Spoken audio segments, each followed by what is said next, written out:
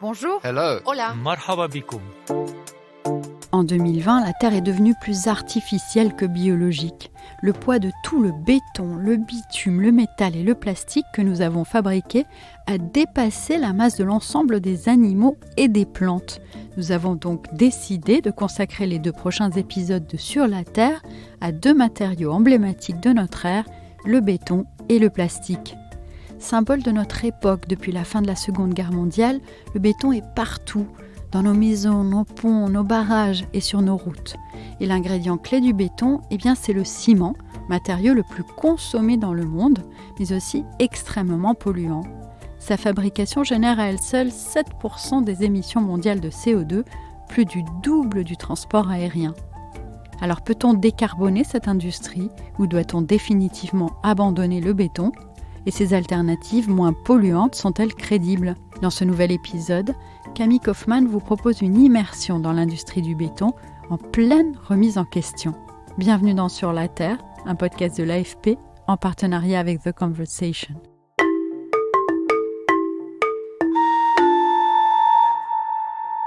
Le constat est clair, c'est l'ONU qui le pose. Le secteur du bâtiment est responsable de près de 40% du CO2 émis dans le monde et doit, je cite, faire sa révolution. Un rapport sorti en septembre 2023 recommande notamment de réduire de moitié la part du béton dans la construction mondiale d'ici à 2060. Alors comment l'industrie du béton et du ciment a réagi et que fait-elle pour baisser ses émissions ?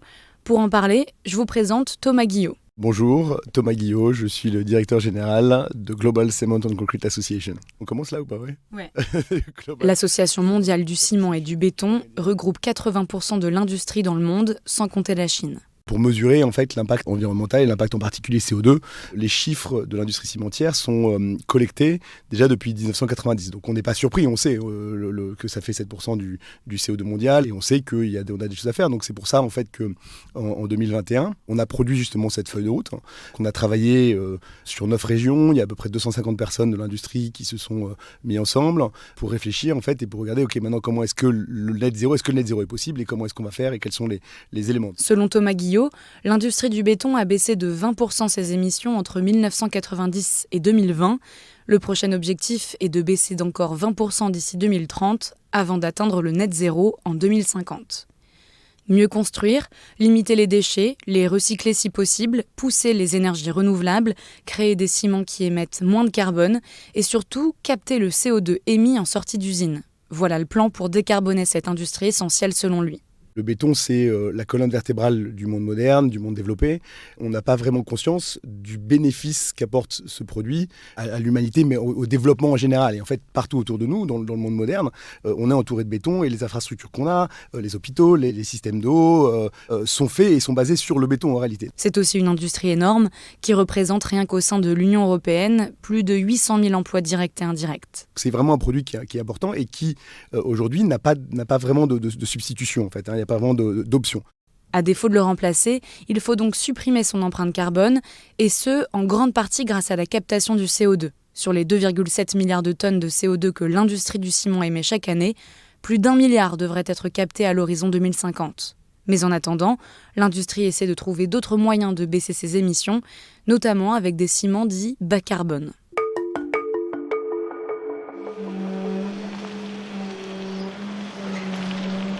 Un ouvrier est en train de faire couler du béton sur les armatures d'acier du plancher. C'est le même liquide épais qu'on a l'habitude de voir, sauf qu'il émet moins de CO2 que du béton classique. On est à Nantes, sur le chantier du plus grand hôpital d'Europe, avec du ciment bas carbone. Dans le béton classique, l'élément principal, c'est le ciment, à base de clinker.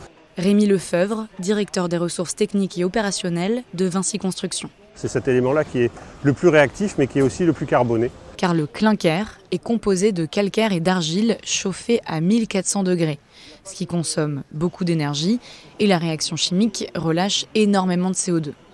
Et donc la manière dont on travaille aujourd'hui, c'est de remplacer ce clinker par des substitutions qui peuvent être soit le laitier de hauts fourneaux, soit le métakaolin, qui permettent de baisser les émissions carbone de nos bétons.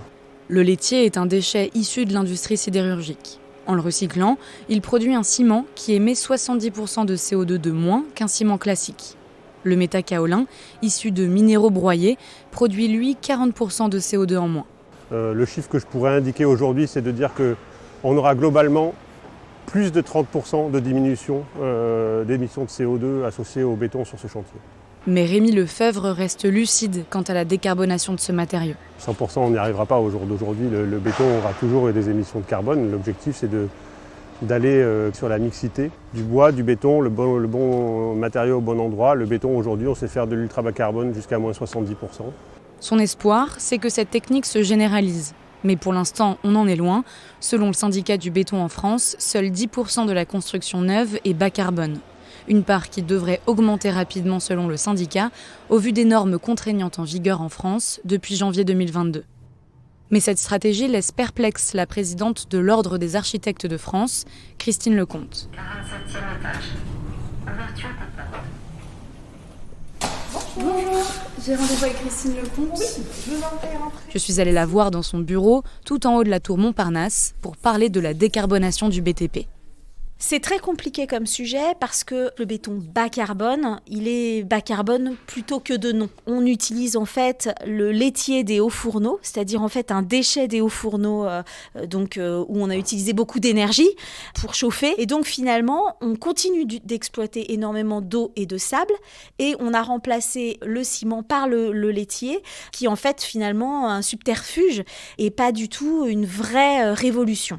Pour elle, il faut surtout mettre l'accent sur des matériaux naturels. C'est incontournable parce qu'en fait, les matériaux biosourcés et géosourcés, ils ont un impact, on va dire, carbone et sur les ressources de la planète qui est bien plus intéressant. Dès qu'on utilise un matériau biosourcé ou géosourcé, alors biosourcé, on est sur du renouvelable, géosourcé, on peut être sur une réutilisation. Par exemple, quand vous extrayez des pierres d'une carrière et que vous les utilisez dans un bâtiment, le jour où vous déconstruirez le bâtiment, vous pouvez récupérer les pierres. Et c'est pareil, un bâtiment en terre revient à la terre. Et puis on a des siècles de recul avec ces matériaux. La terre, par exemple, est utilisée depuis des millénaires. Une partie de la muraille de Chine, la ville de Shibam au Yémen, le Ksar d'Aïd Ben Haddou au Maroc. On estime que plus d'un tiers de l'habitat humain est en terre crue. Alors pour revenir à cette pratique, qui est de construire à partir de matériaux locaux et naturels, les architectes sont essentiels, selon Christine Lecomte.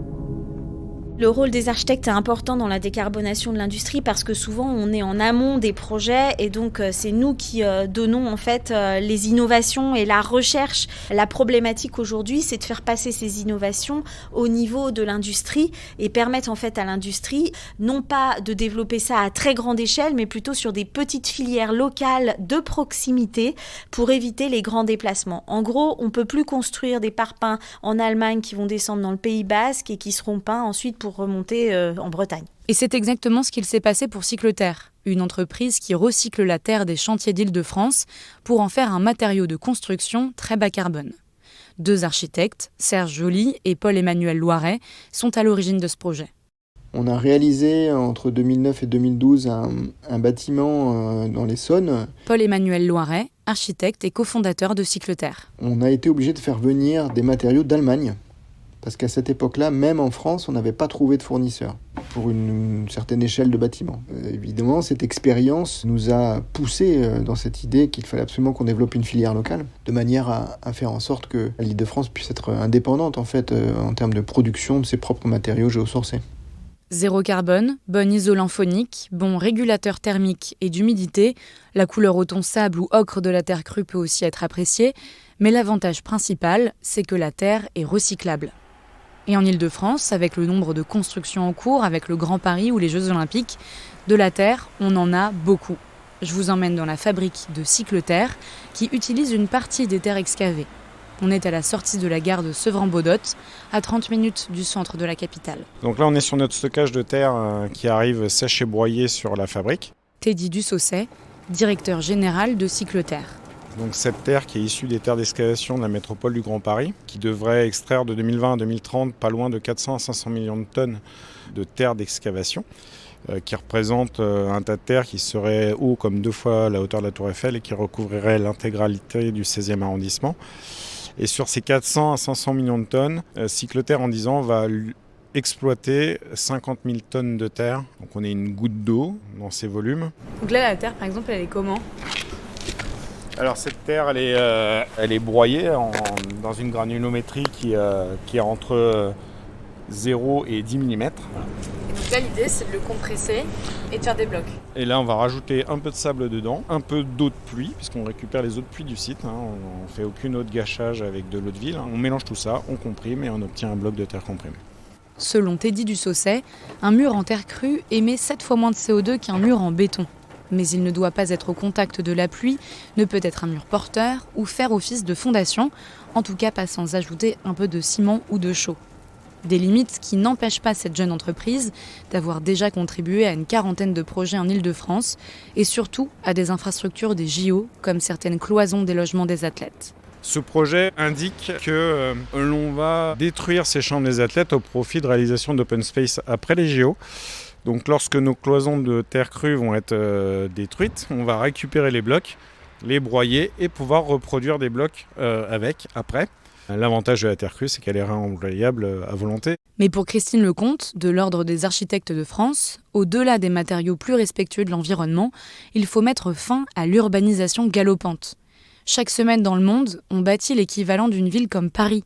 Il faut donc moins construire, et surtout en France, où 3 millions de logements sont vacants. Aujourd'hui, construire, c'est autre chose. C'est réhabiliter, réparer, changer de destination un bâtiment, transformer des parkings en bureaux, des bureaux en logements. Et l'acte de construire, comme on le vivait au XXe siècle, doit effectivement beaucoup évoluer. Mais comment faire dans des pays où la démographie explose ?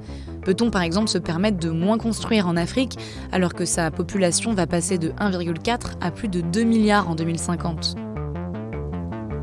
En Afrique de l'Ouest, l'enjeu de la décarbonation de l'industrie du BTP est énorme, selon Madiana Azoumé, ingénieure génie civil, spécialiste de l'efficacité du bâtiment en milieu tropical. Elle a écrit en 2017 un appel dans The Conversation à en finir avec le tout béton en Afrique. Elle était au Bénin quand je l'ai appelée. Il n'est pas trop tard puisque tout est à construire. On est vraiment dans un gros boom démographique.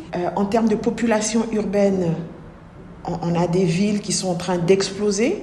Pour elle, c'est justement maintenant qu'il faut agir. Car 80% des bâtiments africains dans lesquels on vivra en 2050 ne sont pas encore construits. Il faut qu'on arrive à transformer l'offre. Parce qu'aujourd'hui, l'Afrique ne pèse pas grand-chose sur le réchauffement climatique. Mais quand la classe moyenne va se déployer, que tout le monde aura les moyens d'avoir sa maison, que tout le monde aura les moyens de s'équiper en climatisation, ou en tout cas, voilà. Si en temps, on n'a pas proposé des choses un peu alternatives et plus légères en termes de factures énergétiques, écologiques, du coup, on va peser très lourd sur le réchauffement climatique. Il y a quand même des choses qui se passent, même si on est vraiment à l'étape embryonnaire, même si ce sont des épiphénomènes ici ou là, ils existent, ils n'existaient pas avant. Elle fait ici notamment référence au prix Pritzker, décerné en 2022 à l'architecte burkinabé Francis Kéré, qui prône l'usage de matériaux naturels. C'était aussi le premier Africain à remporter ce prix d'architecture prestigieux. Au Sénégal, un ingénieur, Doudou Dème, a lancé il y a 12 ans son entreprise de fabrication de briques en terre crue, des BTC, comme celles que produisent Cycleterre. L'argument principal à cette alternative au béton, ce sont ses qualités isolantes. La BTC va faire de l'inertie thermique, donc une capacité d'accumulation de la chaleur. Donc elle empêche la chaleur de pénétrer à l'intérieur du bâtiment. C'est ça l'intérêt de la BTC par rapport à un matériau ciment qui lui accumule mais n'empêche pas de pénétrer, c'est-à-dire il vous envoie tout de suite la chaleur. Donc l'avantage c'est ça, maintenant la BTC va être efficace lorsque on va le réfléchir, le concevoir et l'utiliser comme il faut. Donc le matériau tout seul ne fait pas tout, la conception, l'orientation, la ventilation sont très importantes aussi pour que ce matériau soit efficace. En fait, le béton n'est ni adapté au climat désertique au nord, ni tropical au sud du Sénégal. Il est d'ailleurs fréquent de voir des gens dormir à l'extérieur de leur maison tellement il y fait chaud. Et pourtant, tout le monde s'en sert. Maison construite par le Sénégalais moyen. Son but c'est de construire le moins cher possible et que ça soit vite construit on va dire. Donc il va prendre la solution la plus proche de lui. Et ce qu'il voit tout le temps c'est du béton, donc il va même pas se poser la question d'un autre matériau. Et il va se dire au pire je mettrai une clim. Et c'est ce qui va se passer, ils vont mettre des clims et on va dépenser de l'énergie. Et ça crée un cercle vicieux, étant donné que les climatiseurs accentuent le réchauffement climatique.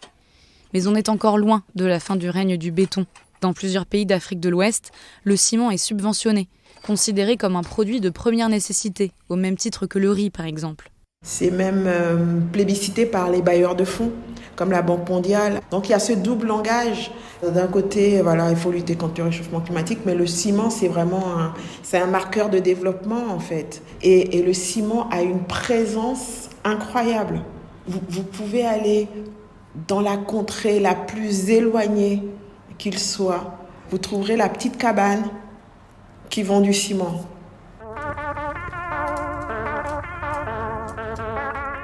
L'omniprésence du ciment en Afrique de l'Ouest, la chercheuse Armelle Choplin l'a constatée pendant les 3 années qu'elle a passées à enquêter sur ce matériau entre Lagos au Nigeria et Abidjan en Côte d'Ivoire. Cette professeure de géographie et d'urbanisme à l'université de Genève en a tiré un livre, La vie du ciment en Afrique, sorti en 2020, où elle raconte la dimension sociologique de ce matériau. Je me suis rendu compte à quel point le ciment et le béton faisaient partie de la vie quotidienne des gens. On en discutait, on en parlait. On parle du cours du prix du ciment, comme on dirait chez nous. Oh là là, vous avez vu, l'essence a augmenté. Que les gens connaissaient tous le prix du ciment, comme un peu le prix de la baguette, le prix d'un paquet de cigarettes ou du coca. Voilà. Et en plus, il y avait cette idée que ça faisait partie aussi de la réussite des gens. C'est-à-dire, est-ce qu'on avait une maison en dur, est-ce qu'on avait une maison à étage, et que ça allait faire partie de la réussite. Quand j'arrive à l'université, on me demande de participer au cadeau de départ à la retraite d'un collègue parce qu'on lui offre 2 tonnes de ciment. On m'a dit, bah oui, le collègue, c'est quelqu'un d'important, de respecté, de respectable, donc il doit construire maintenant. Le ciment est synonyme de réussite aujourd'hui. Importé par les colons, ce matériau est désormais produit localement. D'ailleurs, l'homme le plus riche du continent, Aliko Dangote, a fait fortune dans cette industrie et détient des cimenteries dans une 12aine de pays africains. Et si le béton est partout, c'est aussi parce qu'il séduit les politiques. En fait, le béton aussi, on parlait que c'est de ce matériau qui permet de construire vite. Et donc, les pouvoirs publics vont aussi gouverner par le béton. C'est-à-dire, pour se faire réélire, rien de nouveau à avoir fait un bâtiment, en quelques mois, une grande autoroute, etc. Donc, c'est vrai que ça fait partie aussi des objets et des réussites du gouvernement. Et pourtant, ce ne sont pas les raisons techniques qui manquent pour se détourner du béton en Afrique de l'Ouest. Outre le fait que ce matériau ne soit pas adapté au climat, comme le soulignait Doudou Dème au Sénégal, le ciment, chauffé à très haute température, consomme énormément d'énergie, alors que l'électricité coûte très cher dans la région, et le sable prélevé, nécessaire à la fabrication du béton, provoque l'érosion des côtes. C'est en fait tout un imaginaire à changer, selon la géographe et urbaniste Armelle Choplin. On a grandi dans les sociétés européennes avec ce mythe des 3 petits cochons, que si on construit en paille, si on construit en bois, en fait, c'est pas durable et qu'il y a seule la maison en briques ou en ciment va pouvoir survivre aux méchants loups.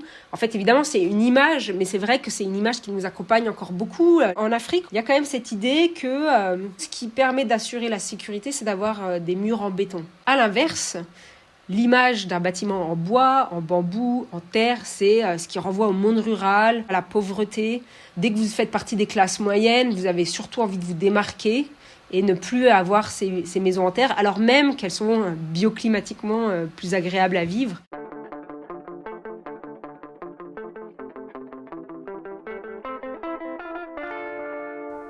Pour Doudou Dème et Madiana Azoumé, il faudrait une implication des gouvernements pour pousser la filière des bétons alternatifs. Il faudrait aussi que les États construisent des bâtiments publics avec des matériaux naturels pour montrer l'exemple. Les cimentiers ont des fondations qui aident pas mal dans les villages reculés. Ils aident à construire des écoles.